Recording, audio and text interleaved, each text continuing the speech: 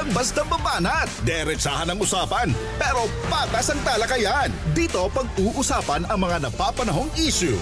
Eye for an eye. Eye for an eye. Nasa linya po ng ating telepono ngayon si Sir an attorney at talagang kilala rin sa larangan ng yun talagang nagpapalight ng ating damdamin, nagpapatawa din syempre. Attorney Edward Chico, isang political analyst. Magandang umaga po, Attorney Edward. Magandang umaga rin, Idol Mark, at sa ating po mga tagapakinig. Opo, talagang kamusta po weather po dyan sa inyo, Attorney Edward? Pareho din naman kahapon. So far naman okay, maulan, pero hindi naman kumbaga it's not alarming. So okay lang siya. Okay lang po. Pero ito, alarming ang mga pangyayari po sa ating pong political. I'm sure ito po ay kung pag-uusapan po natin ang mundo ng politika, normal po ito or yung pong mga ratings and approval, trust, ratings po natin po ng mga matataas na opisyalis po natin, particularly ngayon ang binabantayan po, the approval and trust rating of the President and the Vice President. Kasi hindi natin may tatatwa na ano po talaga. They are comparing sa bawat anggulo po ngayon po. So, ngayon Attorney Edward, sa inyo pong basa, may mga ilan po ng mga rating, may mga ilan po ng mga naglabas po ng mga survey firms na pinapakita, for example, ang presidente po bumaba po konti itong kanyang rating, approval and trust rating, samantalang si VP Sara may in the Pulse Asia survey medyo tumaas ng konti yung kanyang approval and the trust rating ay nag-maintain lamang. Ano po ang masasabi niyo po dito po sa usapin po na ito ng mga ratings po, approval and trust rating, Attorney Edward? Well, una sa lahat, sa kaso ni Pangulong BBM, yung pagbaba naman ay hindi naman talaga significant, kaunti lang naman.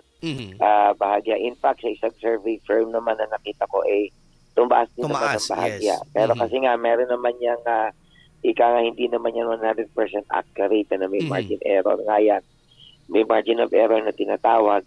So, understandable naman. But basically, kung yan ay konting pagtaas o konting pagbaba, so medyo consistent pa rin yung kanyang trust and approval rating. And from a general standpoint, masasabi naman natin, hindi mababa yung kanyang grado. No? Kasi, maliban kay dating Pangulong Duterte, kumpara sa ibang mga Pangulo, after almost 3 years, hindi naman siya bumaba ng gusto. So, masasabi natin na significantly, meron pa rin tiwala sa kanya yung taong bayan. Sa kaso naman ni Vice President Sara Duterte, yung pagtaas ng konti, yung pagbaba ng kaunti din, so naging consistent pa rin naman siya, no? Pero significant yung pagbaba niya doon nakaraan, kasi almost 10%. Yes. Ang kanyang ibinaba. Particularly yung the trust rating. But at the end of the day, masasabi natin na kumbaga ibang klase din, kasi yung atake sa kanya kabi-kabila. Mabigat din yung pag-atake. So normally, kapag ganyan ang mangyayari, talagang bubulusok ka . But in her case, she has maintained somehow, yung kanyang baluarte, yung kanyang loyal fan base, ika nga kung siya ay artista, And that goes to show na malakas ang mga Duterte. And ang nakita ko rin dito, kapag tinignan natin yung hatian noong mga boto, makikita mo na nananatili siyang malakas sa lugar ng Mindanao. While on the part of BBM naman, ang stronghold niya, particularly ang North Luzon, and to a certain extent ang Visayas. Ibig sabihin, nagkaroon na talaga ng guhit, Kasi alam naman natin na baluarte talaga ng mga Duterte ang Mindanao. At makikita natin na kahit atakihin mo sila, yung pagmamahal nila at pagtanggap nila kaya Sara ay ganun na lamang. At makikita mo na rin naman na bagamat hindi naman naiugnay ng diretso kay BBM ang mga atake na ito, naapektuhan yung pagtingin sa kanya ng mga tao sa Mindanao. At ibig sabihin, na bad trip sila doon sa mga pag-atake na ginagawa kaya Vice President Sara Duterte partikular ng Kongreso at Senado. Ito po, napaka-importante, attorney, na we can consider yung pong epekto po ng iba't ibang factors when we are talking about approval and trust rating. Pag sinabi nating approval rating, ano po ba yung mga factors dito na talagang direktamente nakakaapekto po sa imahe po ng isang politiko, particularly itong mga high-ranking officials natin? Well, alam mo kasi mahirap din sagutin yan dahil tinitingnan din natin kung ano yung survey, paano yung tanong, paano din sa isinagawa, So, kailangan malamin natin yan. But at the end of the day, basically, generally speaking, pinapakita nito kung meron ba tayong tiwala yung tao, kung meron pa sila pagtanggap sa'yo bilang Pangulo o bilang pangalawang Pangulo. And to a certain extent, it's an indication of whether or not there is still what we call public trust with respect to the services you deliver as a leader. At importante ito kasi kung ikaw ang leader, kailangan tinitingnan mo yan kung bumubulos ka ba, kung tumataas ka ba, para magkaroon ka ng mga tinatawag na adjustment.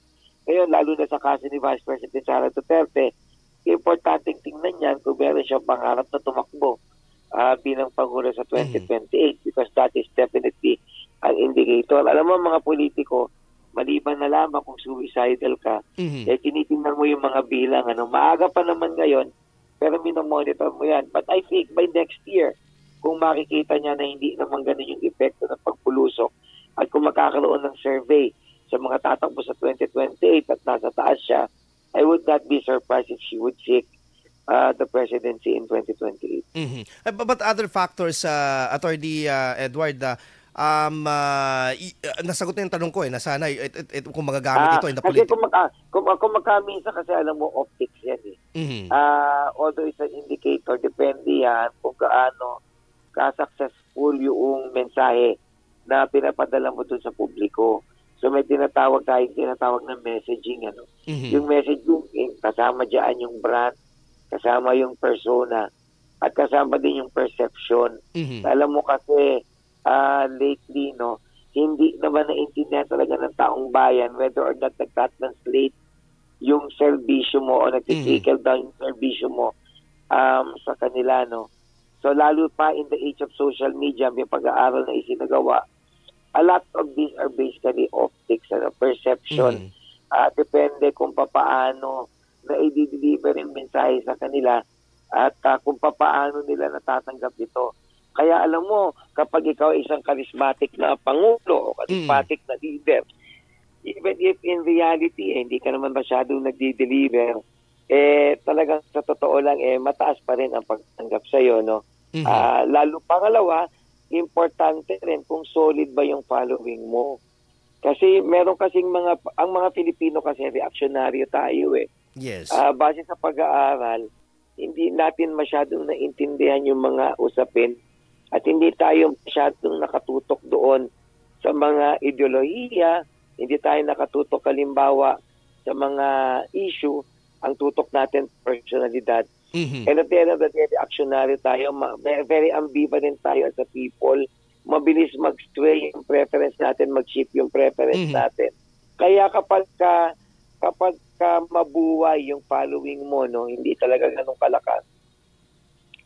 Depende dun sa naratibo, depende dun sa issue, pwedeng biglang magpapalit yung pagtanggap sa'yo.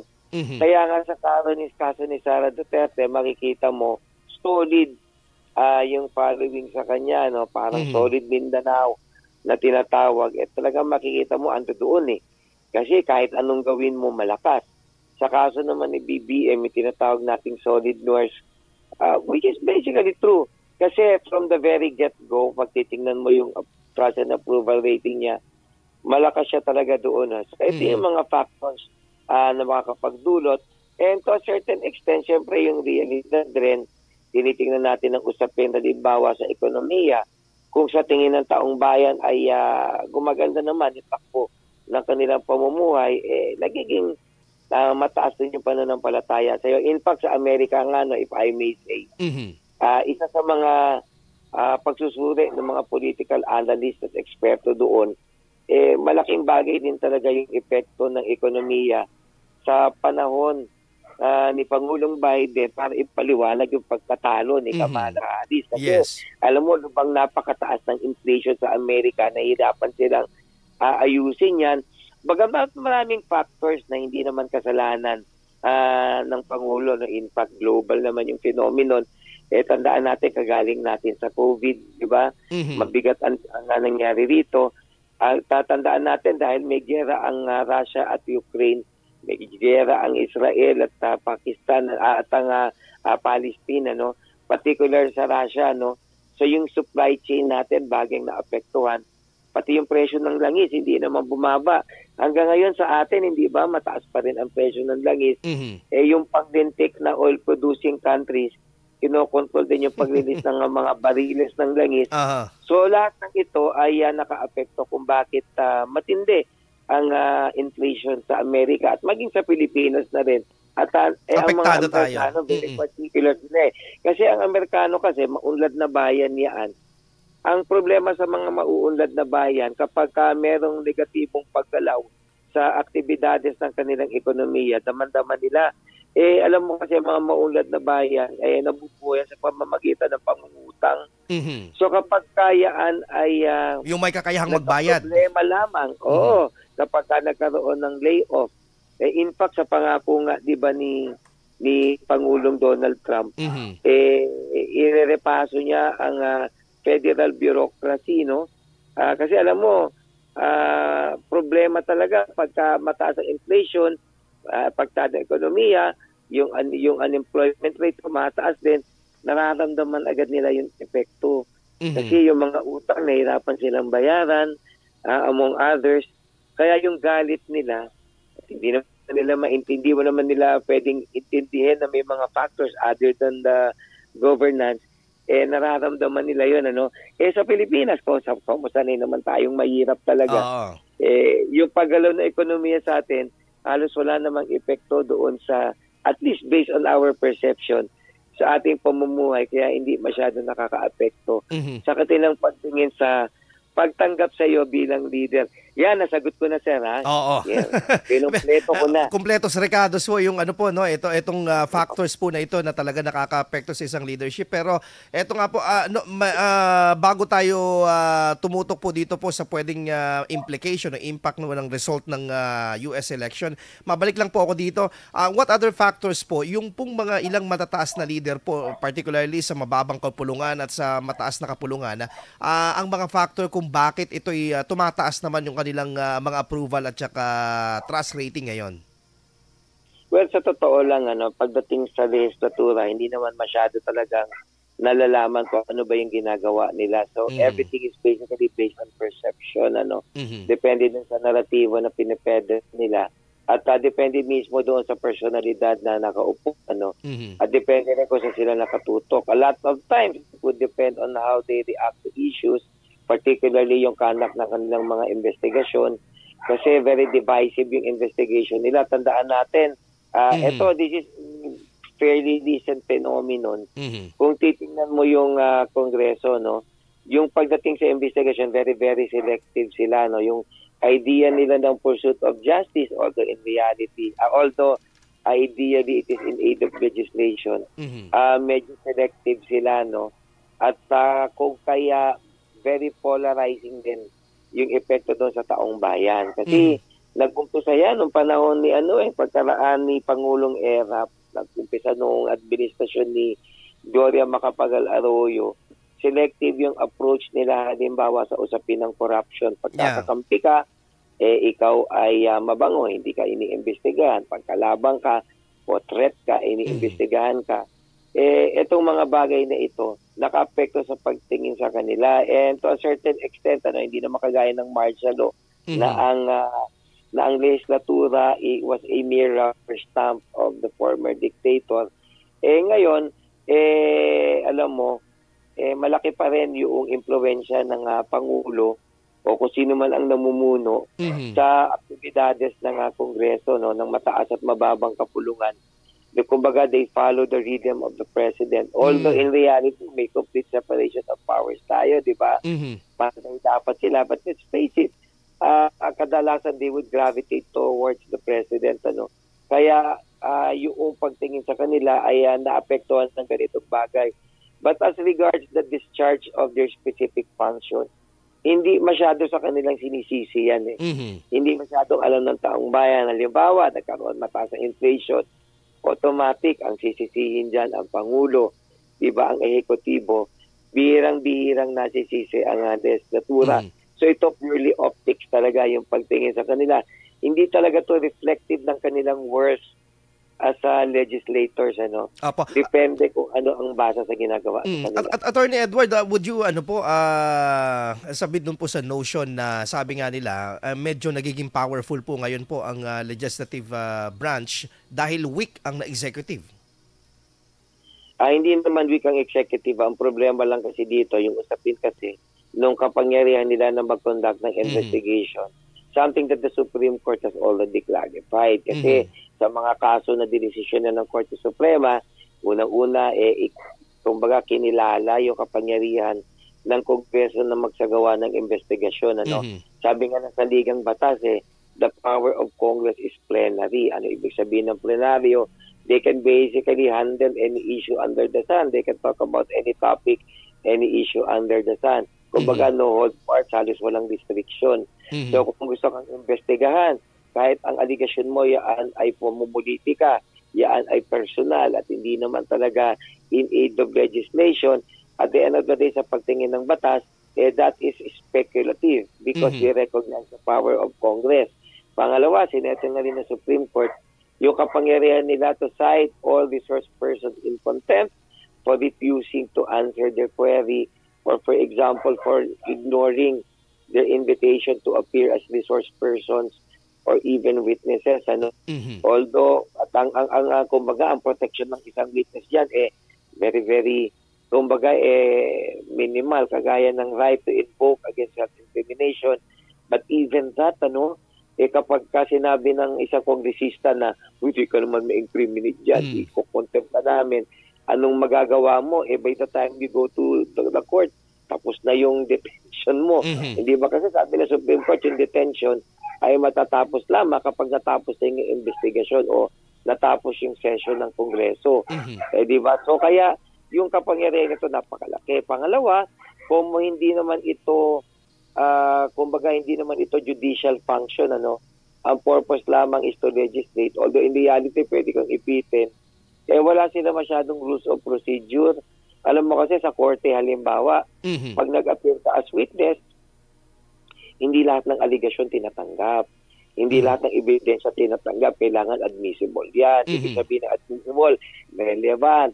Diba? May kaugnayan doon sa issue.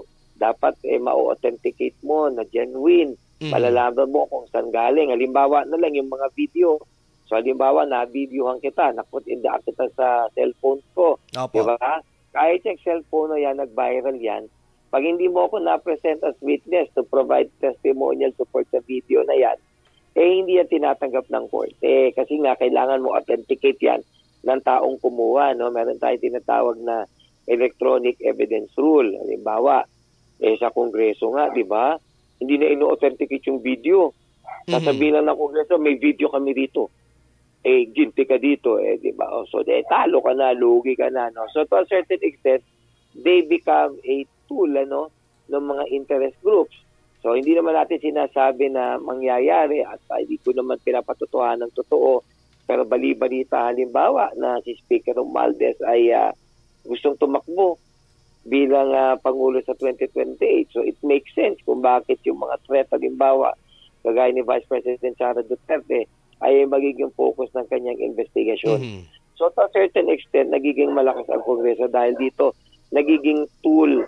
Naalala mo nung panahon ni Pinoy, di ba? Dito sa usapin ng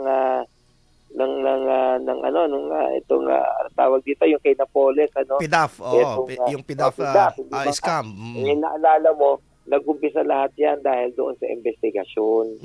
Nung panahon din na limbawa ni ERAP, tandaan natin na napunta pa sa EDSA 2, ano? Yan ang nag-uumpisa ng lahat ng yan, yung ding Senado, hindi ba? Kaya naalala mo yung impeachment ni Corona, di ba?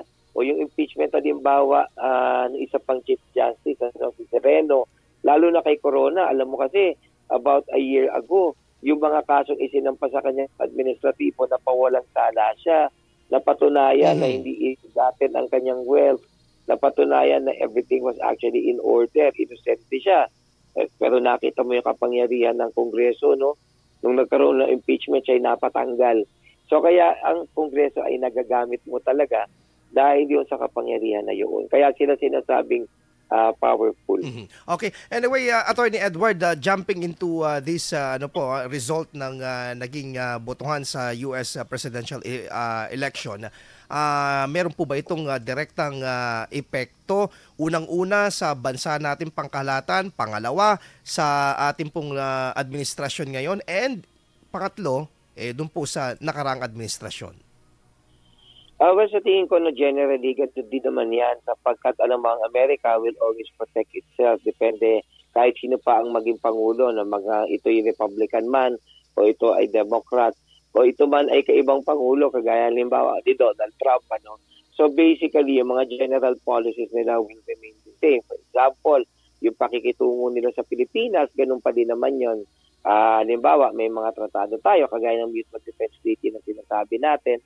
So yan ay titindigan ng Amerika because it would serve their best interest to protect us, at basically to comply with the provisions of the treaty. So sa pangkalahatan, ganun pa rin naman ang magiging epekto na yan.